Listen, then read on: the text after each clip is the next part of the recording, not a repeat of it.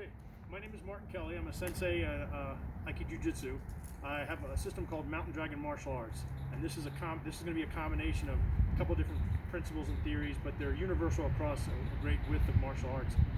So, in terms of most people, I've worked in crowd control professionally, and people will hit you with the right hand. People will anchor you to try to hit you. If you're in a tight space, they may try to anchor your hand just so you can't use it to defend.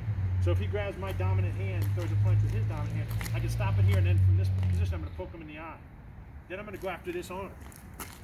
I'm going to take it, and I'm going to bring him up on his toes, and then straight down to the ground. And from this position, I can break his elbow, or I can ask him to bend this down. I can brace it by kneeling on his hip. I'm not kneeling on anything that's going to take away his respiration. So from this position, I can ask him through pain compliance by pushing this forward. He's bigger than me, I can ask him for that hand. I can say, can you please give me your other hand? If I get his other hand, now I can go into detainment, arrest, whatever. My job description calls for it. Get on the radio, whatever, get back up. So from this position, if I need to pain compliance him to give me that hand, I can take this arm and bring it up in a hammerlock. I can raise this elbow and start pulling it up against his back and use my leg power. But if he's unstable and he's big, he might try to roll back over or whatever.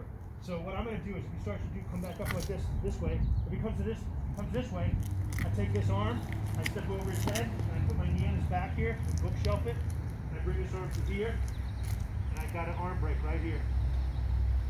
You can't pad out, so you have to have the wherewithal to break his arm. From this position, I can bring this back to his low back, then I can bring him in this position here.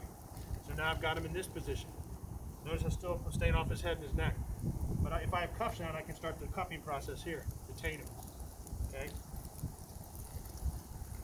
So that's just an example of crowd control, of controlling someone, utilizing techniques that are considered non-lethal, but good control.